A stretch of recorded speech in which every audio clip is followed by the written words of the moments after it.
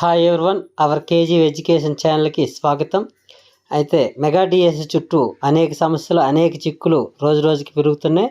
వీటి మీద మీకు పరిష్కార మార్గం కావాలంటే hello.lokesh@ap.gov.in అనేటువంటి ఈమెయిల్ ఐడికి ఈమెయిల్ చేయండి. అలాగే లోకేష్ గారి ట్విట్టర్ అకౌంట్కి కూడా మీరైతే పోస్ట్ చేయడం మర్చిపోవద్దు. మీకు టెట్కి సంబంధించి కానీ 90 days సంబంధించి కానీ ఇలాంటి అనేక విషయాల గురించి, ఏజ్ రిలాక్సేషన్ కానీ వీటన్నింటికి పోస్ట్ చేయండి. ఎక్కువగా పోస్ట్ చేయడం ద్వారా ఎంతో కొంత లాభం ఉంటుంది. ఏదేమైనప్పుడు అన్ని వైపుల నుంచి పోరాటం చేయడం అనేది మెగా డిఎస్సి అభ్యర్థుల యొక్క సమస్యల పరిష్కారానికి ఒక మార్గంగా ఉంటుంది. అయితే ఈరోజు ప్రజా దర్బార్కి ఎన్నో ఆశలతో, ఆశయాలతో, లక్ష్యాలతో వేలాది మంది అన్ని వైపుల నుంచి, రాష్ట్రం నలువైపుల నుంచి ఛార్జీలు పెట్టుకొని పాపం ఎంతో ఆశగా వెళ్ళినటువంటి టెట్ మరియు డిఎస్సి అభ్యర్థులందరూ కూడా ఒకంతకు నిరాశ గురయ్యారనే చెప్పాలి.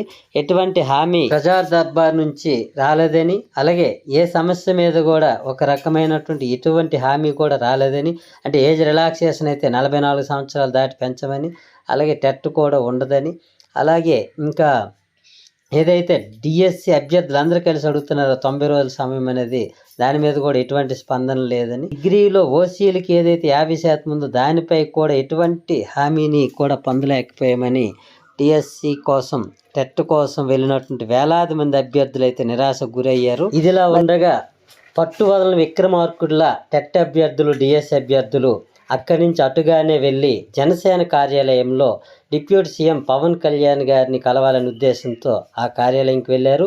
మరి అక్కడ జరిగినటువంటి విషయాలన్నింటి గురించి మనం ఈ వీడియోలో చర్చించే ముందుగా మన ఛానల్ ఎవరైనా సబ్స్క్రైబ్ చేసుకోకపోతే సబ్స్క్రైబ్ చేయండి. అలాగే ఈ ఛానల్ని అందరి చేత సబ్స్క్రైబ్ చేయించండి. అలాగే మీ విలువైన సమాచారం తప్పనిసరిగా ఈ వీడియో కింద కామెంట్ రూపంలో తెలియజేయండి. టెట్ కావాలని కానీ, మీ సమస్యల మీద మీరు ఎలా పోరాడాలనుకుంటున్నారో అనేక విషయాల గురించి సవివరంగా, సవినయంగా, ఎటువంటి విభేదాలు లేకుండా మీ కామెంట్లని సవివరంగా, సవినయంగా ఈ వీడియో కింద తెలియజేయండి. అలాగే ఈ వీడియోని లైక్ చేయండి. అందరూ వీడియోని లైక్ చేసి అందరికీ షేర్ చేయండి. మరి వివరాల్లోకి వెళితే, నిన్నటి నుంచి వేలాది మంది, లక్షలాది మంది ఎన్నో కళ్ళగంటూ ఒకరికొకరు చెప్పుకుంటూ ఎన్నో రకాల ఓర్పు సహనంతో అన్నింటిని ఓర్చుకొని బయలుదేరి వేలాది మంది అభ్యర్థులైతే టెట్ అభ్యర్థులు తెల్లవారుజామున 5 గంటలకే సీఎం గారి నివాసమైనటువంటి ఉండవల్లికి చేరుకున్నారు. ఇలా చేరుకొని వాళ్ళు ఎన్నో కళ్ళతో, ఆశయాలతో, లక్ష్యాలతో డబ్బులు పెట్టుకొని, ఛార్జీలు పెట్టుకొని, తిండి లేక, నిద్ర లేక రాత్రంతా ప్రయాణం చేసి ఉండవల్లి నివాసానికి చేరుకొని అక్కడ ప్రజా దర్బార్లోకి ఎంటర్ అవ్వాలని చూశారు. కానీ అందరికీ అవకాశం లోపలికి రాలేదని, అలాగే ఒకరిద్దరికి మాత్రం లోపలికి వెళ్ళారని, వాళ్ళతో మాట్లాడిన విషయంలో ఎటువంటి హామీ పొందలేదని టెట్ అభ్యర్థులు చాలా నిరాశతో బయటికి రావడమే జరిగింది. బయటకు వచ్చిన తర్వాత అందరూ కలిసి ఎందుకైనా మంచిది మనం జనసేన కార్యాలయంకి వెళ్దాం, డిప్యూటీ సీఎం గారికి కూడా మన సమస్యను తెలియజేద్దాం, అక్కడైనా మనకి ఎటువంటి హామీని వస్తుందనేటువంటి ఆశతో పట్టు వదలని విక్రమార్కుడిలాగా టెట్ అభ్యర్థులందరూ డిఎస్సి కోసం 90 రోజుల సమయం కావాలంటున్నటువంటి అభ్యర్థులు, ఏజ్ రిలాక్సేషన్ కోసం పోరాడుతున్నటువంటి అభ్యర్థులు అందరూ కలిసి జనసేన కార్యాలయంకి అయితే వెళ్ళారు.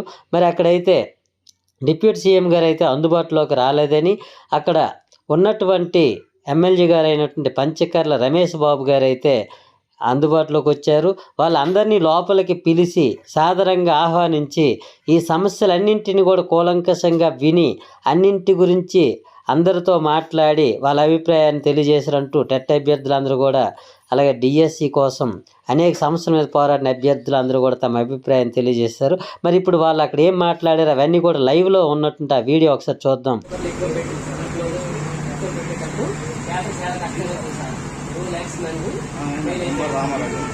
తర్వాత అప్పుడు ఏం చేయాలి, తర్వాత జస్ట్ ఎగ్జామ్కి 2 lakhs మంది ఫెయిల్ అయిపోయారు. తర్వాత 25 అంటే నెక్స్ట్ 60 lakhs మంది ఉన్నారు.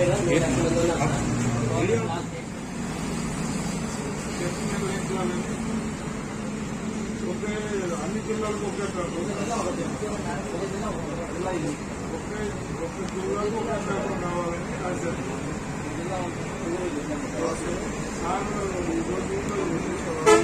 సార్ దృష్టిని తీసుకెళ్ళి సీఎం గారిని బాక్సింగ్ మాట్లాడారు. సీఎం గారితోనే చేయించాలి. సార్ వాళ్ళు చాలా మంది సఫర్ అవుతున్నారని మీ ఆవేదన, మీ కాలేజ్ ఏదైనా తెలుసు కాబట్టి సార్తో మాట్లాడి సీఎం గారు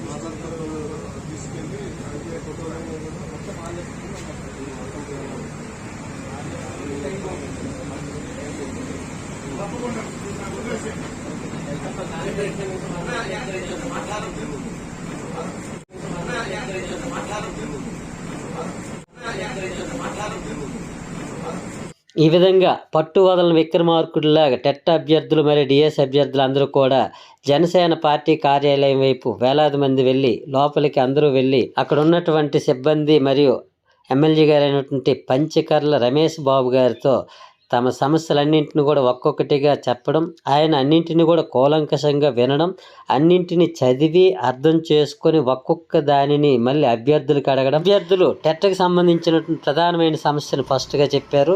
ఆల్రెడీ 2 లక్షల దగ్గరగా ఉన్నారండి టెట్ క్వాలిఫై కాని అభ్యర్థులు. ఎన్సిటిఏ నిబంధనల ప్రకారం ప్రతి సంవత్సరం 2 సార్లు టెట్ అయితే నిర్వహించాలి. 2025లో ఇప్పటికి ఒక టెట్ నిర్వహించలేదు. అది ఒక పక్క ఉండగా మరొక పక్క 2023-25కి సంబంధించినటువంటి ఫ్రెషర్స్ 80,000 మందికి పైగా ఉన్నారు. వీళ్ళకి తప్పనిసరిగా మెగా డిఎస్సిలో అర్హత ఉందంటూ నోటిఫికేషన్లోనే ఒక పక్క నోటిఫికేషన్ ఇచ్చారు. అయినప్పటికీ వాళ్ళకి అర్హత కల్పించే విధంగా ఒక టెట్ నిర్వహించకపోవడం, ఈ విధంగా దాదాపుగా టెట్ అభ్యర్థులే 2,80,000 మందికి పైగా ఉన్నారంటూ సమస్యని వివరంగా అక్కడ టెట్ అభ్యర్థులు ఎమ్మెల్యే గారికి తెలియజేయడం, ఆయన కూడా సానుకూలంగా దానిపై అన్నింటినీ విని అర్థం చేసుకోవడం జరిగింది. ఆ తర్వాత ఒకే జిల్లా ఒకే పేపర్ కావాలంటూ కూడా టెట్ అభ్యర్థులు ఆయనకి విశదీకరించారు. దానివల్ల వచ్చే లాభాలు ఏంటి, ఒకవేళ అలా చేయకపోతే వచ్చే నష్టాలు ఏంటంటూ కూడా అనేక విషయాలు ఆయనతో చెప్పడం జరిగింది. మరోపక్క ఏజ్ రిలాక్సేషన్ అనేది పక్క రాష్ట్రంలో 46 సంవత్సరాలు ఉంది. అలాగే గత 7 ఏళ్ళు ఒక డిఎస్సి కూడా లేదు కనుక ఇప్పుడు వాళ్ళకి 7 సంవత్సరాలు లాస్ అయ్యారు కనుక వాళ్ళు కనీసం 42 నుంచి 48, 49 సంవత్సరాల వరకు పెంచాలంటూ దానికి సంబంధించిన సమస్య మీద కూడా కూలంకషంగా అభ్యర్థులు అనే అందరూ కూడా కలిసి ఎమ్మెల్యే గారికి విన్నవించడం, ఈ సమస్యలన్నింటినీ ఒక పక్క తెలియజేశారు. వాటితో పాటు డిగ్రీకి సంబంధించినటువంటి 50% నిబంధన ఏదైతే ఉందో దాని మీద కూడా తెలియజేయడం అనేది జరిగింది. వీటన్నింటినీ పంచకర్ల రమేష్ బాబు గారు కూలంకషంగా విన్నారు, అన్నింటినీ చదివారు, అన్నీ అర్థం చేసుకొని మళ్ళీ తిరిగి ఒక్కొక్క దాని మీద ఒక్కొక్క ప్రశ్న వేస్తూ ఆయన దానికి సంబంధించిన విషయాలన్నింటి మీద ఒక పట్టు తెచ్చుకొని ఆ తర్వాత ఆయన అభిప్రాయాన్ని అయితే తెలియజేశారు. తప్పనిసరిగా ఇది చాలా కాన్ఫిడెన్షియల్ విషయం కనుక ఈ విషయాలన్నింటినీ కూడా ముందు సార్కి అనగా ఉప ముఖ్యమంత్రి పవన్ కళ్యాణ్ గారు ఇప్పుడు అందుబాటులో లేరు కనుక ఆయనకి మేము తెలియజేస్తాం. ఆయనకి ఈ వివరాలన్నీ మీ ఆవేదన మొత్తం ఆయనకి తెలియజేస్తాం. ఇందులో ఉన్న ప్రతి సమస్య మీద కూడా ఉన్నటువంటి దాని వెనకున్న అనేక ఆందోళనలు, ఎంతమంది నష్టపోతున్నారు, ఆ సమస్యలన్నింటి మీద కూడా ఆయనకి వివరిస్తాం. వెంటనే మన ఉప ముఖ్యమంత్రి పవన్ కళ్యాణ్ గారు ఆయన సీఎం గారికి మీ తరపున మీ ఆవేదనంతా మీకు సంబంధించిన ఆందోళనకు ఉన్నటువంటి అన్ని విషయాల మీద కూడా సీఎం గారికి పవన్ కళ్యాణ్ గారు తెలియజేసే విధంగా మేము ఈ వివరాలని ఆయనకు తెలియజేస్తాం. ఏది ఏమైనప్పటికీ మీ వైపు ఉన్నటువంటి న్యాయబద్ధమైనటువంటి ఈ సమస్యలన్నింటినీ కూడా పరిష్కారం అవ్వడానికి మా వంతు ప్రయత్నం అయితే తప్పనిసరిగా చేస్తాము అంటూ ఒక హామీనైతే డిఎస్ అభ్యర్థులందరికీ ఇచ్చారు.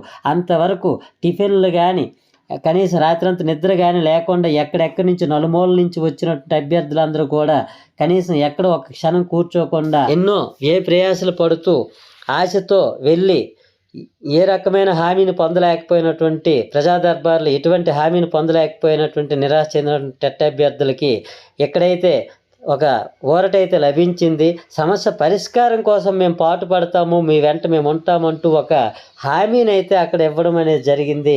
ఇది ఒక రకంగా కొంత ఊరటనైతే టెట్ అభ్యర్థులు మరి డిఎస్ అభ్యర్థులకి అయితే వచ్చిందనడంలో ఎటువంటి సందేహం లేదు. ఎందుకంటే పాపం 2-3 రోజులుగా ఎన్నో కలలుగంటూ ఏదో జరుగుతుందని ఆశతో వెళ్తే కనీసం అందరికీ లోపల వెళ్ళి కలిసే అవకాశం రాకపోగా దేని మీద కూడా ఎటువంటి హామీని పొందలేకపోయామనేటువంటి నిరాశ చెందుతున్న టెట్ మరి డిఎస్సి 90 రోజులు కావాలంటూ అడుగుతున్నటువంటి అభ్యర్థులు కానీ ఏజ్ రిలాక్సేషన్ మీద అడుగుతున్న అభ్యర్థులు కానీ అందరూ కూడా చాలా నిరాశ చెందడంలో ఎటువంటి సందేహం లేదు. అయితే అదే సందర్భంలో ఇక్కడికి వచ్చి వాళ్ళ బాధని, మనసులో ఉన్న బాధ అంతా కూడా కనీసం వ్యక్తపరచుకునేయడానికి ఒక అవకాశం దొరికిందంటూ వాళ్ళైతే ఒక రకంగా ఆనందాన్ని వ్యక్తం చేశారు. ఏదేమైనప్పటికీ ఈ విషయం మీద ప్రభుత్వం అనేది పెద్దన్న పాత్ర పోషించాలని, మా సమస్యలు అనేది ప్రభుత్వం దృష్టికి తీసుకెళ్ళి మాకు న్యాయం చేయాలంటూ టెట్ మరియు 90 days కావాలంటున్నటువంటి డిఎస్ అభ్యర్థులందరూ కూడా ఆయన కోరడం, ఆయన కూడా వెంటనే స్పందించడం అనేది ఒక ఖచ్చితంగా ఒక ఆశ కలిగించే అంశంగా తీసుకోవచ్చు. దీనిని మరింతగా ముందుకు కొనసాగించాలని టెట్ అభ్యర్థులందరూ కూడా ఏకమయ్యారు. వాళ్ళందరి అభిప్రాయము తన ఆందోళన ప్రభుత్వానికి ఎలాగైనా బలంగా తెలియజేసి మన సమస్యలు పరిష్కరించుకోవాలి. ఎందుకంటే గత 10 ఏళ్లలో లేనటువంటి అద్భుతమైన డిఎస్సినిచ్చి నిరుద్యోగుల గుండెలు ఆశలు నిలిపినటువంటి ప్రభుత్వానికి ఒక పక్క ప్రభుత్వానికి కృతజ్ఞతలు తెలియజేసుకుంటూనే మరో పక్క అనేక సమస్యల వలయంలో చిక్కిపోయినటువంటి లక్షలాది మంది మెగా డిఎస్సికి ఎలిజిబుల్ కాకుండా ఉన్నటువంటి ఈ సందర్భాన్ని, ఇలాంటి సమస్యల్ని తప్పనిసరిగా పరిష్కరించి పెద్దన్న పాత్రలో సీఎం గారు మా అందరికి న్యాయం చేయాలంటూ సీఎం గారి పుట్టినరోజు నాడు వచ్చిన మెగా డిఎస్సి కొందరికే కాదు అందరికీ అనే విధంగా ఈ సమస్యలన్నీ కూడా పరిష్కరించాలంటూ మెగా టెట్ అలాగే మెగా డిఎస్సి అలాగే ఏజ్ రిలాక్సేషన్ కోరుకుంటున్నట్టు అభ్యర్థులు అందరూ కూడా కోరుకుంటున్నారు. అందరిది ఒకటే మాట, సీఎం గారి పుట్టినరోజు అందరికీ పండగే, అలాగే ఆ రోజు వచ్చినటువంటి మెగా డిఎస్సి అందరికీ అవకాశం కల్పించే విధంగా ఉండాలంటూ ఈ మెగా డిఎస్సి టెట్ అభ్యర్థులు అందరూ కూడా కోరుకుంటున్నారు. దీన్ని ప్రభుత్వం అయితే పరిగణలోకి తీసుకొని టెట్ అభ్యర్థులకు న్యాయం చేయడానికి ముందుకు రావాలని ఈ మెగా డిఎస్సి టెట్ అభ్యర్థులందరూ కూడా కోరుకుంటున్నటువంటిది ఫలించాలని మరొకసారి కోరుకుంటూ, ఈ వీడియో మీకు నచ్చినట్లయితే లైక్ చేయండి, షేర్ చేయండి. అందరూ కూడా ఈ వీడియో కింద మీ అభిప్రాయాలని సవివరంగా సవినయంగా ఎవరిని విభేదించి కానీ తిట్టుకునే విధంగా కానీ ఆక్రోశంతో కానీ కామెంట్ చేయొద్దు.